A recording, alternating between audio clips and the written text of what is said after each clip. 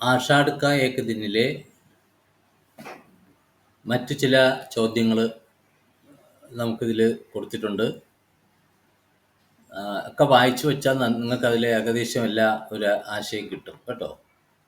ഇതിൽ വരുന്ന അടുത്ത ഒരു ക്വസ്റ്റ്യൻ, രംഗിണി और സംഗിണി की പാത്ര സൃഷ്ടി का ഉദ്ദേശ് क्या है? ഇതിൽ വരുന്ന രണ്ട് കഥാപാത്രങ്ങളാണ് രംഗിണിയും സംഗിണിയും.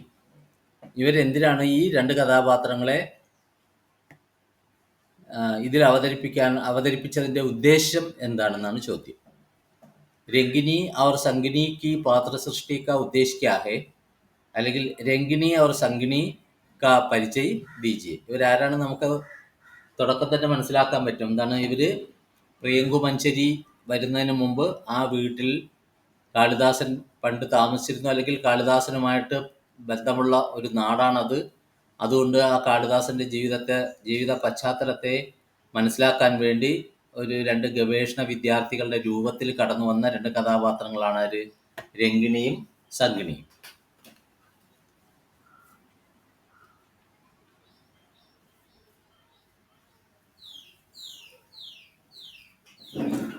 आषाढ़ का एक दिन नाटक में രംഗിണി और സംഗിണി का ചരിത്ര വികാസ് നഹി മിൽത്താ ഹെ. എന്തിനാണ് ആ കഥാപാത്രങ്ങളെ ഉൾപ്പെടുത്തിയിരിക്കുന്നത്? ആ ക്യാരക്ടറിൻ്റെ വികാസം ഒന്നും ഇല്ലാത്ത, വേണ്ട തരത്തിലുള്ള ചരിത്ര അല്ലെങ്കിൽ ആ ക്യാരക്ടർക്ക് അല്ലെങ്കിൽ ആ രണ്ട് ക്യാരക്ടറിനും വേണ്ട തരത്തിലുള്ള സ്ഥാനം ഈ നാടകത്തിൽ ഇല്ല.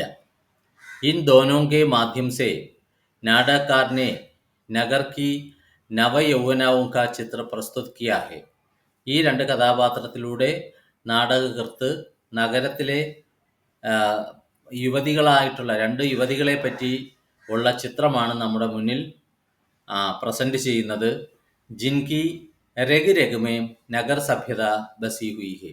ഈ രണ്ട് കഥാപാത്രങ്ങളുടെയും ഓരോ ഞരമ്പിലും, രഗ് എന്ന് പറഞ്ഞാൽ നരമ്പാണ്, ഓരോ ഞരമ്പിലും നഗരത്തിൻ്റെ സംസ്കാരം നിലനിൽക്കുന്നു.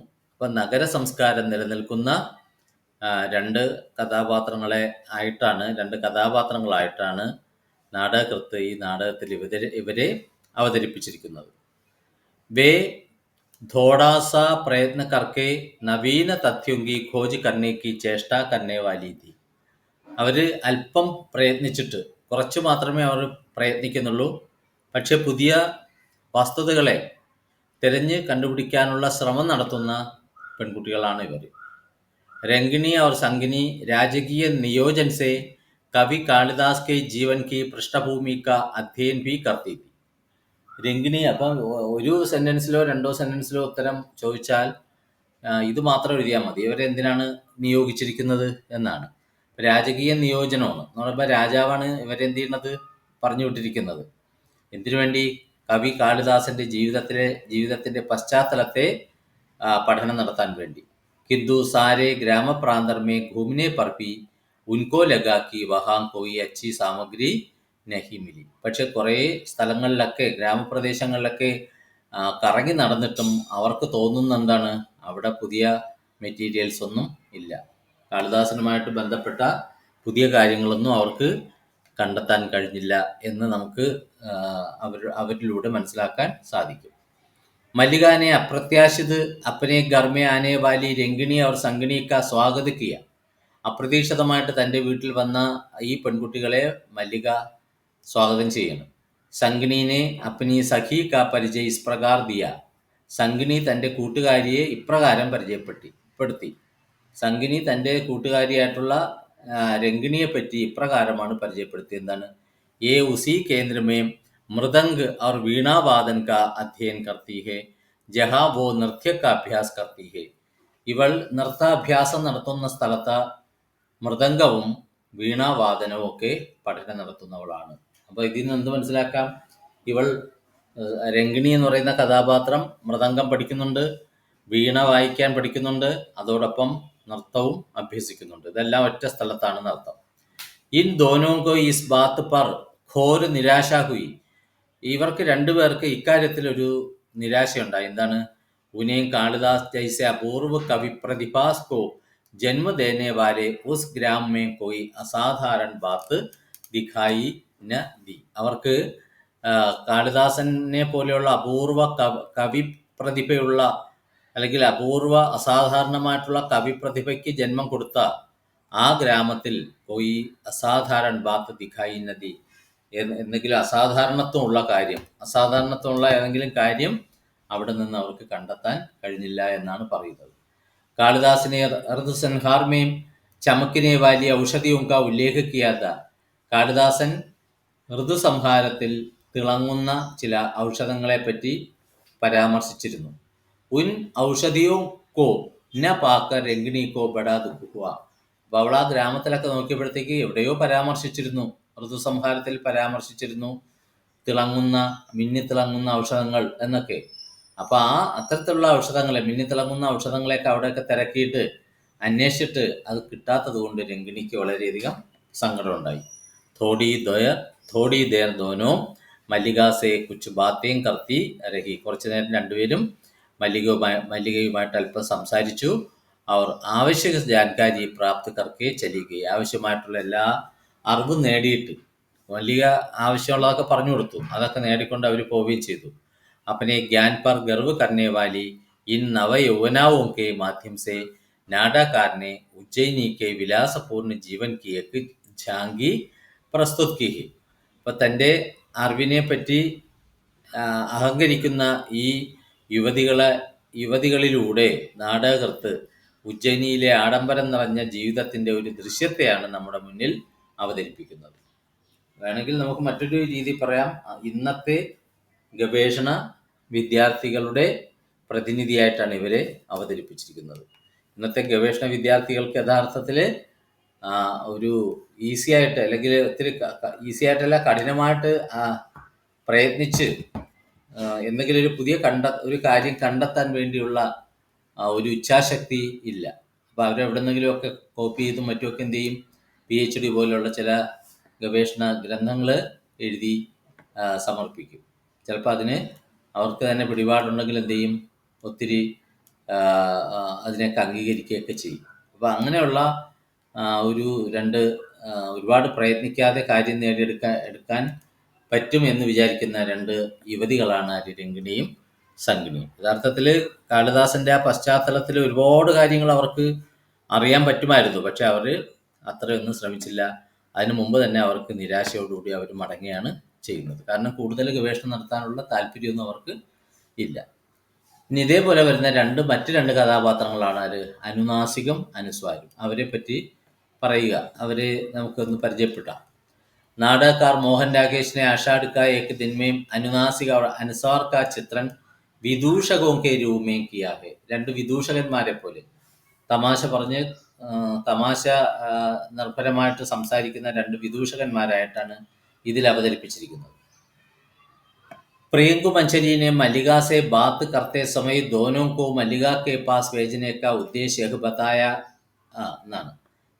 यह बताया कि वह दोनों राजपुरुषों में से किसी एक को पसंद करके उसके साथ विवाह कर ले. പ്രിയങ്കു മഞ്ചരി മല്ലികയോട് സംസാരിക്കുന്ന സമയത്ത് ദോനോക്കോ രണ്ടുപേരെയും മല്ലികയുടെ അടുക്കലേക്ക് അയച്ചതിൻ്റെ ഒരു ഉദ്ദേശം ഇതായിരുന്നു. എന്താണ്? അവൾ രണ്ട് രാജപുരുഷന്മാരിൽ ഏതെങ്കിലും ഒരാളെ സ്വീകരിച്ചുകൊണ്ട്, ഒരാളെ ഇഷ്ടപ്പെട്ടുകൊണ്ട്, മല്ലിക ഈ രണ്ടാൾക്കാരിൽ അനുനാസിക അല്ലെങ്കിൽ അനുസാർ ഇവരിൽ ആരെങ്കിലും ഒരാളെ ഇഷ്ടപ്പെട്ട് കഴിഞ്ഞാൽ അവരുമായിട്ട് വിവാഹം നടത്തി കൊടുക്കണം. ഈ ഒരു ഉദ്ദേശം കൂടി ആർക്കുണ്ട്? പ്രിയങ്കു മഞ്ചരിക്കുണ്ട്. അതിനുവേണ്ടിയാണ് ഇവർ രണ്ടാൾക്കാരെയും മല്ലികയുടെ വീട്ടിലേക്ക് അയച്ചത്. ലേക്കിൻ അപ്പനി നിരർത്ഥക ബാത്തോം സെ പാഠക യാ പ്രേക്ഷകോം കാ മനോരഞ്ജൻ കർത്തേ ഹി മിൽത്തേ ഹി. പക്ഷേ തൻ്റെ നിരർത്ഥകമായിട്ടുള്ള വർത്തമാനങ്ങൾ കൊണ്ട് വായനക്കാരെ അല്ലെങ്കിൽ പ്രേക്ഷകർക്ക് മനസ്സിനെ രഞ്ജിപ്പിക്കുന്ന രണ്ട് കഥാപാത്രങ്ങളായിട്ട് അവർ വന്നു പോകുന്നു. അനുനാസിക് തഥ അനുസ്വാർ സേഹി മല്ലികാക്കോ സൂചന മിലീത്തി. ഈ രണ്ടാൾക്കാരിൽ നിന്ന് മല്ലികയ്ക്ക് അറിയിപ്പ് കിട്ടിയത് എന്താണ്? ഒരു അറിവ് കിട്ടിയത് എന്താണ്? കാളിദാസിനെ കിൻ കൃതിയോം കോ രചാഹെ. കാളിദാസ് ഏതെല്ലാം കൃതികൾ രചിച്ചു എന്നൊക്കെയാണ്. യഹ് ഉസേ മാലൂം ഹുവാ കി അബ് വേ മാതൃഗുപ്ത കെ നാം സേ ജാനേ ജാത്തേ ഹെ. ഒരു കാര്യം കൂടി ഇവരിൽ നിന്നും മല്ലിക അറിഞ്ഞു. എന്തെന്നാൽ ഇപ്പോഴും കാളിദാസൻ മാതൃഗുപ്തൻ എന്നുള്ള പേരിൽ അറിയപ്പെടുന്നു. और उनको कश्मीर का शासक नियुक्त किया है. മാത്രമല്ല അദ്ദേഹത്തെ കാശ്മീരിലെ ഭരണാധികാരിയായിട്ട് നിയമിക്കപ്പെടുകയും ചെയ്തിരിക്കുന്നു. അപ്പം ഇങ്ങനെയുള്ള എല്ലാ വാർത്തകളും അറിഞ്ഞത് ഇവരിൽ നിന്നാണ്. അനുനാസിക और अनुस्वार से ही मल्लिका को पता चला था कि കാളിദാസ് മാതൃഗുപ്ത की രാജമഹിഷി അല്ലെങ്കിൽ കാളിദാസ് അദ്ദേഹത്തിൻ്റെ മറ്റൊരു പേരാണ് മാതൃഗുപ്തൻ की രാജമഹിഷി പ്രിയങ്ക മഞ്ചരി മല്ലിക से मिलने के लिए शीघ्र ही आने वाली है. അപ്പോൾ ഇവരിൽ നിന്നാണ് മനസ്സിലാക്കാൻ പറ്റിയത് എന്താണ് കാളിദാസൻ്റെ മാതൃഗുപ്തൻ എന്ന പേരിൽ അറിയപ്പെടുന്ന കാളിദാസൻ്റെ രാജമഹിഷി ധർമ്മപത്നി പ്രിയങ്ക മഞ്ചരി മല്ലികയെ കാണാനായിട്ട് പെട്ടെന്ന് അങ്ങോട്ട് വരാൻ പോവുകയാണ്. രാജമഹിഷി के आने के पूर्व मल्लिका के घर की वस्तु विन्यास में कुछ परिवर्तन करने के उद्देश्य से दोनों अधिकारी मल्लिका के घर में आए थे. അപ്പോൾ ഇതാണ് അതിലെ പ്രധാനപ്പെട്ട എന്തിനാണ് അവർ വന്നത്. രാജമഹിഷി വരുന്നതിന് മുമ്പ് മല്ലികയുടെ വീട്ടിലുള്ള വസ്തുക്കളൊക്കെ അങ്ങോട്ടും ഇങ്ങോട്ടും മാറ്റുക. വസ്തു വിന്യാസ്മേ ഇവിടെ സാധനങ്ങൾ ആ വീട്ടിലുണ്ടല്ലോ അത് അവിടെ നിന്ന് അങ്ങോട്ടും ഇങ്ങോട്ടൊക്കെ മാറ്റിവെക്കുക, പരിവർത്തനം ചേഞ്ച് ചെയ്യുക എന്നുള്ള ഉദ്ദേശത്തിലാണ് രണ്ട് ഉദ്യോഗസ്ഥരും രാജകീയ ഉദ്യോഗസ്ഥരാണ് ഇവർ രണ്ടാൾക്കാർ. അവർ രണ്ടുപേരും മല്ലികയുടെ വീട്ടിലേക്ക് വന്നത്. ലേക്കിൻ വേ കോയി കാം നഹീം കർത്തേത്ത്. പക്ഷെ അവരൊന്നും ഒരു പുതിയ പ്രവൃത്തിയും ചെയ്യുന്നില്ല. ഒരു പാത്രം എടുത്ത് നോക്കിയിട്ട് വീണ്ടും അതേ സ്ഥലത്ത് തന്നെ വയ്ക്കുകയാണ്. അവിടെ തന്നെ ഇരിക്കുന്നതാണ് നല്ലത് എന്നൊക്കെ പറഞ്ഞിട്ട് അതാത് സ്ഥാനങ്ങളിൽ തന്നെ വയ്ക്കണം. ഒന്നും ഒരു മാറ്റവും വരുത്തിയില്ല. അവർ സിർഫ് ബാത്തേ ഹി ബനാത്തേ എന്തെങ്കിലുമൊക്കെ പറഞ്ഞുകൊണ്ടേയിരിക്കും. അന്തുമേ സഭി വസ്തുവും കോ സ്ഥാൻ ഹി രക്കർ എന്ത് ചെയ്തു ചലേകെ. അവസാനം എല്ലാ വസ്തുക്കളും അതാതിൻ്റെ സ്ഥാനത്ത് തന്നെ വച്ചിട്ട് അവർ രണ്ടുപേരും കൂടെ പോവുകയാണ്. വേ നിരർത്ഥക പ്രലാപ് കർക്കെ നാടകമേ വിദൂഷകോക്കി ഭൂമികാക്ക നിർവാഹ കർക്കെ. അവർ വെറുതെ അർത്ഥമില്ലാത്ത വാക്കുകൾ ഉച്ചരിച്ചുകൊണ്ട് അർത്ഥമില്ലാതെ എന്തൊക്കെയോ സംസാരിച്ചുകൊണ്ട് നാടകത്തിൽ വിദൂഷകൻ്റെ ഒരു റോളാണ് ഇയാൾ നിർവഹിക്കുന്നത്. ഒരു വിദൂഷകനെ പോലെയാണ് ഈ രണ്ട് കഥാപാത്രങ്ങളും നാടകത്തിൽ കടന്നു വരുന്നത്. അടുത്ത ക്വസ്റ്റ്യൻ നമ്പർ മറ്റേതിലുള്ളതൊക്കെ വ്യത്യാസമുണ്ട് കേട്ടോ. മറ്റേതിൽ 19, 20 എന്നൊക്കെ അവിടെ കാണും. ഇത് പുതിയ നമ്പറായിട്ട് കണക്കാക്കിയാൽ. പ്രിയങ്കു മഞ്ചരിക്ക് ചരിത്രഗത വിശേഷത ഒമ്പ പ്രകാശ് ഡാലി. പ്രിയങ്കു മഞ്ചരി ആരാണ് നമുക്കറിയാം, അവരുടെ ക്യാരക്ടർ. ആഷാഢ का एक दिन नाटक में प्रियंकु मंचरी का चरित्रांकन स्वल्प रूप में हुआ है. അല്പം മാത്രമേ പ്രിയങ്കു മഞ്ചരിയുടെ സ്വഭാവത്തെ ചിത്രീകരിച്ചിട്ടുള്ളൂ. फिर भी उसका हृदयस्पर्शी एवं भव्य चित्रण हुआ है. എന്നാലും അവരെ നമ്മുടെ മനസ്സിൽ തങ്ങി നിൽക്കുന്ന ശ്രേഷ്ഠമായിട്ടുള്ള രീതിയിലാണ് അവരെ ചിത്രീകരിച്ചിരിക്കുന്നത്. ആ കഥാപാത്രം മാറി പോയാലും അവരുടെ ആബ്സെൻസിലും നമുക്ക് ആ കഥാപാത്രത്തെ പറ്റിയുള്ള ഒരു ധാരണ ഹൃദയത്തിൽ എപ്പോഴും ഉണ്ടാവും. नाटककार ने उसके चरित्र में अनेक विशिष्ट गुणों का समावेश करके उसे उज्ज्वलता प्रदान की है. നാടകകൃത്ത് അവരുടെ സ്വഭാവത്തിൽ തൻ്റെ വൈശിഷ്ട്യ ഗുണങ്ങൾ, വിശേഷപ്പെട്ട പല ഗുണങ്ങളെയും ഉൾപ്പെടുത്തിയിട്ട് അതിൽ ഉൾക്കൊള്ളിച്ചുകൊണ്ട് അവർക്ക് ഉജ്ജ്വലമായിട്ടുള്ള ഒരു സ്ഥാനമാണ് നൽകിയിരിക്കുന്നത്. प्रियंकु मंचरी उज्जैनी नरेश की पुत्री तथा कालिदास की पत्नी के रूप में नाटक में प्रस्तुत की गई है. वह दर्शन शास्त्र में विदुषी. प्रियंकु मंचरी ഫിലോസഫിയിൽ വിദുഷിയാണ്, പണ്ഡിതയാണ്, സഹൃദയത്വമുള്ളവളാണ്, രാജനീതി നിപുണഹെ. രാജ്യത്തെപ്പറ്റി അവൾക്ക് നല്ല ധാരണയുണ്ട്, അത് മനസ്സിലാക്കാൻ കഴിവുള്ളവളാണ്. വ്യവഹാർ കുശൽ, മറ്റുള്ളവരോട് എങ്ങനെ പെരുമാറണം അതിൽ വലിയ സാമർഥ്യമുള്ളവളാണ്. അവർ വിനീത് നാരീതി, അതിലുപരി രാജകുമാരി ആണെങ്കിൽ കൂടിയും വളരെ വിനയത്തോടുകൂടി മറ്റുള്ളവരോട് പെരുമാറുന്ന ഒരു സ്ത്രീയാണ്. കാളിദാസ് ദ്വാര ശാസൻഭാർ സംഭാലനെ സെ പൂർവ്. കാളിദാസൻ ഭരണം ഏറ്റെടുക്കുന്നതിന് മുമ്പ്, കാശ്മീരിലെ ഭരണം കാളിദാസൻ ഏറ്റെടുക്കുന്നതിന് മുമ്പ് प्रियंकु मंचरी चाहती थी कि पति के मन में ग्राम प्रांतर के प्रति आकर्षण को निकाल दे.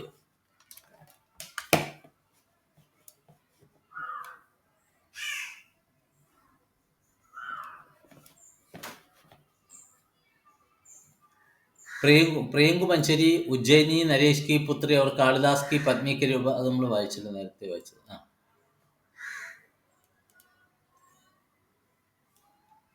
അപ്പം ദർശനശാസ്ത്രത്തിൽ വിദുഷിയും സഹൃദയത്വമുള്ളവളും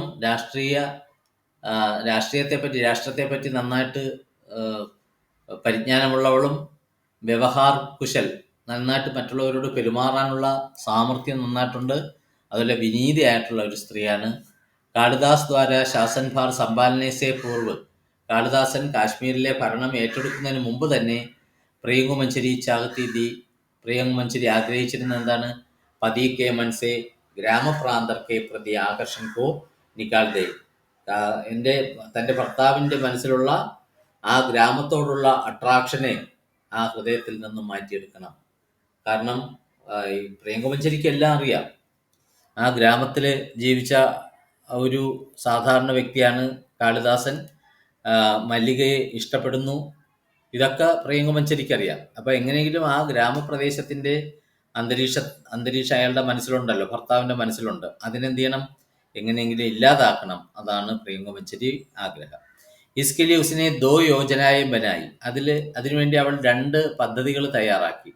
ജിസ്കെ അനുസാർ ഗ്രാമപ്രാന്തർ കെ പ്രാകൃതിക ദൃശ്യവും കെ ചിത്ര उतार कर काश्मीर में वैसा ही कृत्रिम പ്രാകൃതിക വാതാവരൺ കെ നിർമ്മാൺ കി ചേഷ്ട കി ജായ്. അതിനുവേണ്ടി അവൾ ഒരു പദ്ധതി എന്താണ്? ഗ്രാമപ്രദേശത്തിൻ്റെ പ്രകൃതിപരമായിട്ടുള്ള പ്രാകൃതിക ദൃശ്യങ്ങളുടെ ചിത്രം ഉണ്ടാക്കിയിട്ട് കാശ്മീരിൽ അതേപോലെയുള്ള കൃത്രിമമായിട്ടുള്ള പ്രാകൃതിക അന്തരീക്ഷത്തെ നിർമ്മിക്കാൻ വേണ്ടി ശ്രമിക്കണം. അതാണ് അവർ നടത്തിയ ആദ്യത്തെ ഒരു ശ്രമം. തഥാ കിസി രാജപുരുഷക്കെ സാത്ത് മല്ലിക കാ വിവാഹ് കിയാ ജായേ, മാത്രമല്ല ഏതെങ്കിലും ഒരു രാജപുരുഷനുമായിട്ട് മല്ലികയുടെ വിവാഹം നടത്തണം. ഈ 2 പദ്ധതികളാണ് അവളുടെ മനസ്സിലുള്ളത്. എന്തിനു വേണ്ടിയാണ്? ഇപ്പം ഒന്നാമത് ആ ഗ്രാമത്തിൻ്റെ അതേ അന്തരീക്ഷം കാശ്മീരിൽ കൊണ്ടുപോയിട്ട് നിർമ്മിച്ചാൽ അയാളുടെ മനസ്സ് അവിടെ തന്നെ പിന്നെ ചുറ്റിപ്പറ്റി നിൽക്കും.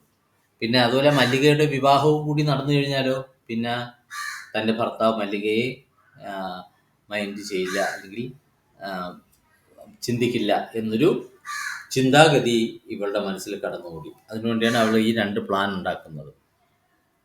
അടുത്ത ഉജ്ജയിനി നരേഷ് പുത്രി പ്രിയങ്കുമഞ്ചരി രാജനീതി മേഭി നിപുൺ ധി, രാഷ്ട്രീയത്തിൽ വളരെ കഴിവുള്ള ഒരു സ്ത്രീയായിരുന്നു, ഒരു രാജകുമാരിയായിരുന്നു പ്രിയങ്കുമഞ്ചരി. മല്ലികാസെ ബാത്തേം കർത്തേ സമയ ഉസ്നെ ബത്തായ കി കാശ്മീർ കോ രാജനീതി ഇത്തനി അസ്ഥിർ ഹേ, മല്ലികയോട് സംസാരിക്കുന്ന സമയത്ത് അവൾ മല്ലികയോട് പറയുന്നതാണ്, കാശ്മീരിലെ രാഷ്ട്രീയം വളരെ അസ്ഥിരമാണ് എന്ന് പറഞ്ഞാൽ അവിടെ എപ്പോഴും പ്രശ്നങ്ങൾ ഉണ്ടായിക്കൊണ്ടിരിക്കുന്നു, അവിടുത്തെ രാഷ്ട്രീയ ചുറ്റുപാട് വളരെ മോശമാണ്.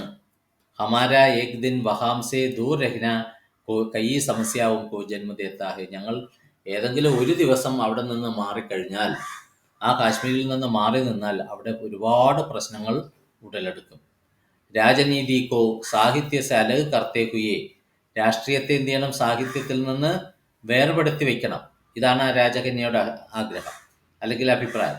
രാജകന്യാനെ ബതായാക്കി രാജനീതി സാഹിത്യ നഹി. ഇപ്പൊ രാജകന്യയുടെ മറ്റൊരു സവിശേഷത എന്താണ്? രാഷ്ട്രീയത്തെ സാഹിത്യത്തിൽ നിന്ന് അകറ്റി നിർത്തണം എന്നുള്ള ചിന്താഗതിക്കാരിയാണ്.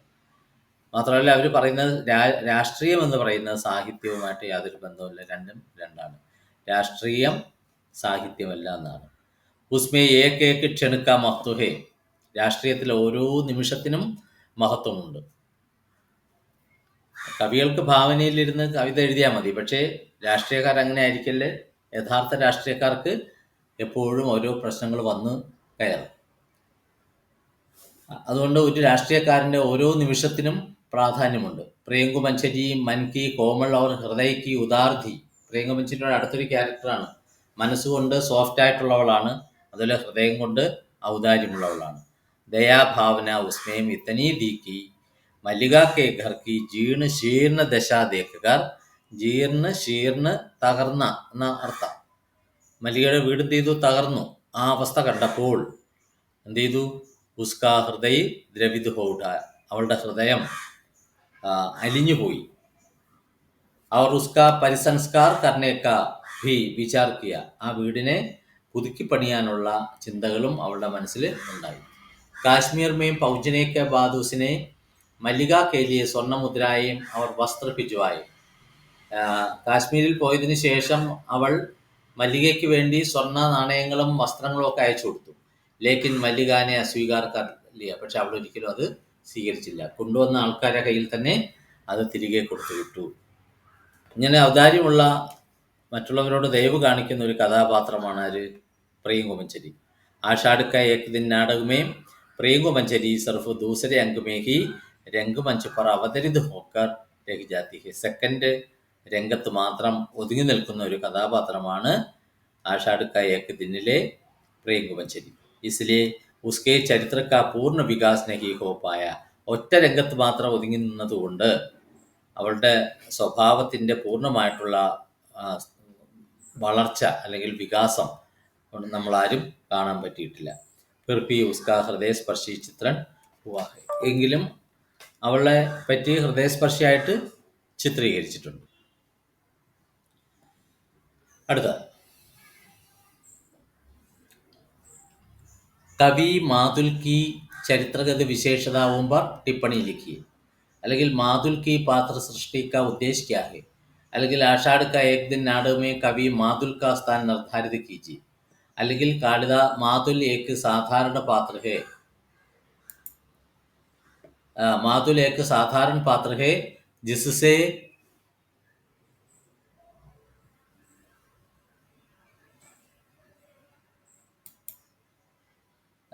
माधुल एक साधारण पात्र है जिससे नाटककार ने यत्र तत्र विदूषक का कार्य किया है. इस कथन पर अपने विचार प्रकट कीजिए. ഇതിൽ ഒരു സാധാരണ കഥാപാത്രമാണ് മാതുല്. പക്ഷെ നാടകകൃത്ത് അവിടെ ഇവിടെയൊക്കെ ഒരു വിദൂഷകൻ്റെ രൂപത്തിലാണ് ഇയാളെ വർണ്ണിച്ചിരിക്കുന്നത് എന്നാണ്. അത് എത്രത്തോളം ശരിയാണ് എന്നാണ്. आषाढ़ का एक दिन में कवि माधुल का चित्रण कालिदास के मामा के रूप में हुआ है. महत्व की दृष्टि से वह एक साधारण पात्र है. പ്രാധാന്യത്തെ വെച്ച് നോക്കിയാൽ അയാൾ സാധാരണ ഒരു കഥാപാത്രമാണ്. जिसका विशेष योगदान नाटक की घटनाओं के साथ नहीं है. അയാൾക്ക് ഈ നാടകവുമായിട്ട് നാടകത്തിലുള്ള സംഭവങ്ങളുമായിട്ട് വലിയ ബന്ധമൊന്നും ഇല്ല. എന്ന് പറഞ്ഞാൽ നാടകത്തിലെ സംഭവ വികാസങ്ങൾക്ക് ഒരു പങ്കും ഇയാൾ വഹിച്ചിട്ടില്ല. സിർഫ് കാളിദാസ് കോ ഉജ്ജയിനി മേം ഭിജുവാനി മേം ഉൻകാ യോഗ്ദാൻ. കാളിദാസിനെ ഉജ്ജയിനിയിലേക്ക് അയക്കുക എന്നുള്ള ആ ഒരു പങ്കാണ് അയാൾ യഥാർത്ഥത്തിൽ ചെയ്തിട്ടുള്ളത്. മാതുൽ की दृष्टि में രാജകീയ സേവ का बड़ा महत्व था. മാതുലിൻ്റെ അഭിപ്രായത്തിൽ രാജകീയ സേവനങ്ങൾക്ക് വലിയ മഹത്വം ഉണ്ട്. വഹ് സ്വാർത്ഥി അവർ ചൂട്ടി പ്രശംസ കർനെ വാല था. അയാൾ മാതുലിൽ സ്വാർത്ഥനാണ്. അതുപോലെ മറ്റുള്ളവരെ അനാവശ്യമായിട്ട് പൊള്ളയായിട്ട് പ്രശംസിക്കുന്ന ഒരു വ്യക്തിയാണ്.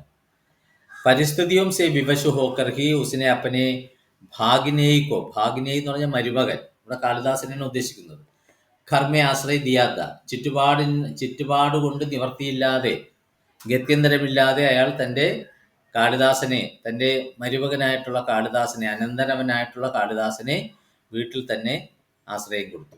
മാതുൽ കെ ഘർമ്മെ കാളിദാസ് കി ബുരി ദശ ഹോത്തി തി. മാതുലിൻ്റെ വീട്ടിലാകട്ടെ കാളിദാസിൻ്റെ അവസ്ഥ വളരെ മോശമായിരുന്നു. അതായത് കാളിദാസിനെ വേണ്ട തരത്തിൽ കെയർ ചെയ്യാത്ത ആളായിരുന്നു ഈ മാതുൽ. വഹ് കിസി തരഹ അപ്പനെ നാം കോ രാജവംശക്കെ സാത്ത് ജോഡ് ദേന ചാഹത്ത. അയാൾ പലപ്പോഴും എന്ത് ചെയ്യും, താൻ രാജവംശത്തിൽപ്പെട്ട ആളാണ്, അല്ലെങ്കിൽ ആ വംശവുമായിട്ട് തനിക്ക് ബന്ധമുണ്ടെന്ന് എപ്പോഴും പറഞ്ഞുകൊണ്ടേയിരിക്കും. इसलिए कालिदास द्वारा राजकीय सम्मान को टुकराने को कुलद्रोह बताते हुए माधुल ने कहा. അതുകൊണ്ട് കാളിദാസൻ ആ രാജകീയ സമ്മാനത്തെ നിരസിച്ചതിനെ കുലദ്രോഹമായി പറഞ്ഞുകൊണ്ട് മാധുല പറഞ്ഞെന്താണ്, മൈനെ ഇസേ പാലാ പോസ, ഞാൻ ഇവനെ വളർത്തി വലുതാക്കി, ബടാക്കിയ, ക്യാ ഇസി ദിൻ കേലിയെ കി യഹ് കുലദ്രോഹി ബനെ, ഇവൻ കുലദ്രോഹി ആകാൻ വേണ്ടിയാണോ ഇത്രയും നാളും അവൻ എൻ്റെ വീട്ടിൽ വളർന്നത് എന്നൊക്കെ എന്ത് ചെയ്തു, തൻ്റെ മരുമകനെ പറ്റി പലതും പറഞ്ഞു. രാജഭോഗവും കി ലാലസാക്കെ കാരൻ ഹി മാതുൽ കോ അപ്പനെ ജീവൻ മേ കഷ്ട ഭി ഭോഗിന പട. രാജകീയ സുഖങ്ങൾ അനുഭവിക്കാനുള്ള ആർത്തി കാരണമാണ് മാതുൽ തൻ്റെ ജീവിതത്തിൽ ഇത്രത്തോളം കഷ്ടപ്പാടുകൾ സഹിച്ചത്. മാതുലിന് തൻ്റെ ജീവിതത്തിൽ ഒരുപാട് കഷ്ടപ്പാടുകൾ സഹിക്കേണ്ടതായിട്ട് വന്നു. എന്തുകൊണ്ടാണ്? രാജകീയ സുഖങ്ങൾ അനുഭവിക്കാനുള്ള ആർത്തി കൊണ്ട്. കശ്മീർ കെ രാജപ്രാസാദ് കെ ചിക്കനെ ഫർഷ് പർ ഫിസൽ കർ ഉസ്കാ ഏക് പയർ ടൂട്ട് ഗയ. കാശ്മീരിലെ രാജകൊട്ടാരത്തിലെ മിനുസമുള്ള തറയിൽ സ്ലിപ്പ് ചെയ്തിട്ട് അയാൾ വീഴുകയും ഒരു കാല് പൊട്ടുകയും ചെയ്തു. ലങ്കട ഹോ ജാനെ കെ കാരണം ഉസേ ബൈസാഖിയോं की സഹായത സേ ചലനെ കെ ലിയെ വിവശ് ഹോന പട. മുടന്തനായതിനു ശേഷം അയാൾ ഊന്നുവടിയുടെ സഹായത്തിൽ നടക്കേണ്ടി വന്നു. വിധി കി വിടംബന യഹ്ദി കി സ്വയം മാതുൽക്കോ അപ്പനെ മുഹസെ മല്ലികാസെ ഐസാ കഹന പട. നോക്കൂ, വിധിയുടെ വിളയാട്ടം എന്ന് പറയേണ്ടു. വിധിയുടെ വിളയാട്ടം ഇതാണെന്തെന്നാൽ സ്വയം മാതുലിന് പോലും തൻ്റെ വാഗുണ്ട് മല്ലികയോട് പറയേണ്ടി വന്നു. എന്താണ്? രാജാശ്രയി മേ രഹ്നേസെ അധിക കഷ്ടകർ സ്ഥിതി സൻസാർ മേ നഹി ഹോ സക്തി. രാജാവിൻ്റെ ആശ്രയത്തിൽ കഴിയുന്നതിനേക്കാൾ കൂടുതൽ കഷ്ടം പിടിച്ച ഒരവസ്ഥ ഈ ലോകത്ത് മറ്റൊന്നും തന്നെ ഇല്ല. മാതുൽക്കെ ചരിത്ര ചിത്രൺമേം നാടകക്കാരനെ യഥാർത്ഥവാദി ദൃഷ്ടികോണുക്കോ അപ്പനായ ഹെ. അതാണ് സാധാരണ ഒരാൾ രാജാവിൻ്റെ ആശ്രയത്തിൽ പോയി ജീവിച്ചാൽ എന്തെല്ലാം ബുദ്ധിമുട്ടുകൾ അയാൾക്ക് അനുഭവിക്കേണ്ടി വരും എന്നുള്ള യാഥാർത്ഥ്യത്തെ നാടകകൃത്ത് ഈ കഥാപാത്രത്തിലൂടെ നമ്മുടെ മുന്നിൽ അവതരിപ്പിച്ചിരിക്കുന്നു. ഉസ്കെ സംഭാഷണവുമേ പാഠക പ്രേക്ഷകവും കോ ഹസ്നേക്ക് അവസരം മിൽ ജാത്തേ ഹെ. ഇയാളുടെ മാധുലിൻ്റെ സംഭാഷണം കൊണ്ട് വായനക്കാർക്കും പ്രേക്ഷകർക്കും ഒക്കെ ചിരിക്കാനുള്ള അവസരം കിട്ടുന്നു. നാടകക്കാർക്ക് ഉദ്ദേശിപ്പി യഹി രഹാ ഹെ കി. നാടകത്തിൻ്റെ ഉദ്ദേശവും ഇതാണ്. എന്തെന്നാൽ മാതുൽക്കെ ചരിത്രസെ വിദൂഷക കാര്യമില്ലേ. മാതുലിൻ്റെ സ്വഭാവം കൊണ്ട് ഒരു വിദൂഷകൻ്റെ കാര്യവും അവിടെ നടക്കണം. ഒരു വിദൂഷകൻ എന്നുള്ള കഥ. കാരണം ആ നാടകത്തിലുള്ള പല സംഭവങ്ങളും നമ്മുടെ മനസ്സിനെ പല സംഘർഷത്തിലേക്ക് കൊണ്ടുപോകുന്ന സമയത്ത് സ്വതന്ത്രമായിട്ട് നമുക്ക് ചിരിച്ച് അല്ലെങ്കിൽ ഉല്ലസിക്കാനുള്ള ഒരു അവസരമാണ് ഈ കഥാപാത്രം നമ്മുടെ മുന്നിൽ അവതരിപ്പിക്കുന്നത്. ഇനി ഇവിടെ മുതൽ അടുത്ത ഓഡിയോയിൽ വായിക്കാം കേട്ടോ.